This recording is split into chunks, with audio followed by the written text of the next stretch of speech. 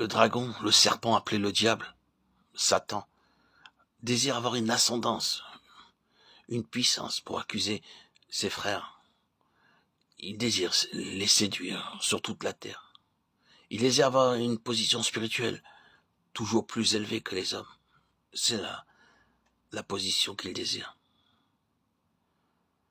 Vous ne pourrez jamais être sanctifié, être là si vous êtes sous un esprit de condamnation, si vous êtes sous un esprit d'accusation, si vous êtes occupé avec votre propre moi misérable, centré sur vous-même et non sur le Dieu, le Seigneur.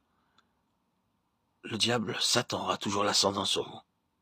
Vous êtes ailleurs, bien loin des lieux célestes auxquels vous aspirez dans votre imaginaire. Retenez bien que cette justice qui vient de la foi représente une position spirituelle d'ascendance sur l'ennemi. C'est ce que signifie être dans les lieux célestes. Vous décentrez de vous-même. Faites dans chaque situation, dans chacun de vos actes, que tout soit fait pour la gloire de Dieu. C'est cela, être dans les lieux célestes. Plaçons-nous avec cette pensée derrière chaque chose. La pensée de Dieu concernant son peuple, nous avons vu que la méditation que le vainqueur a se tient en faveur de la pensée de Dieu.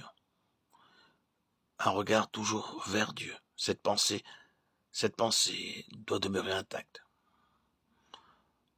Toute chose dans la création visible de Dieu est une représentation de quelque pensée céleste. Souvenez-vous de cela. Ce n'est pas une chose en soi, et ça n'a jamais été destiné à l'être. Tout ce que Dieu a fait de matériel et de visible est un symbole, une représentation de quelque pensée spirituelle et céleste. Oh, si je devais aborder ce sujet, nous pourrions le poursuivre pendant très longtemps, mais je veux simplement l'effleurer brièvement pour indiquer ce que je veux dire.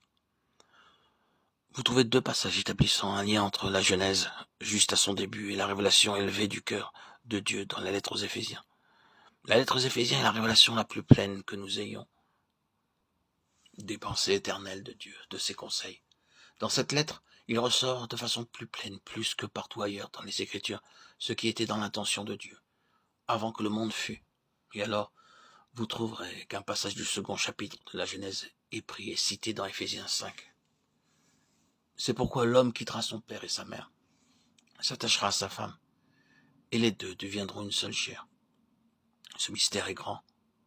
Je dis cela par rapport à Christ et à l'Église, Éphésiens 5, 31-32.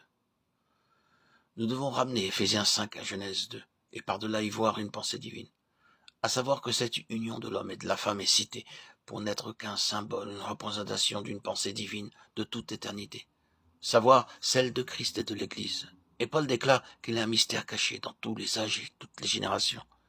C'était caché dans l'intention divine, mais porté maintenant à la connaissance. Ainsi, ces liens humains tels que ceux de mari et d'épouse sont une représentation de quelque chose dans la pensée de Dieu, une chose céleste. Je choisis cet exemple comme une illustration de ce que je veux dire. Partout dans la création visible de Dieu, vous trouverez le même principe établi. C'est une représentation d'une pensée spirituelle, d'une idée divine. Ainsi donc, Dieu a créé l'homme non pas simplement pour peupler cette terre et l'occuper, mais avec une idée spirituelle, une pensée céleste. Qu'il soit un être céleste, un peuple céleste, tout au centre de leur être. La nature céleste est la grande chose qui gouverne toute la création de Dieu, et spécialement celle de l'homme. Or, c'est là, si le Seigneur nous accordait une révélation qu'une différence tellement énorme s'établira pour nous. Or, c'est ce que Paul voulait dire quand il priait, comme nous aussi nous devons le faire pour nous-mêmes et l'un pour l'autre, qu'il accorde un esprit de sagesse et de révélation dans sa connaissance, afin que nous sachions quelle est l'espérance qui s'attache à son appel, et quelles sont les richesses de la gloire de son héritage dans les saints. Voici la chose céleste, son héritage dans les saints.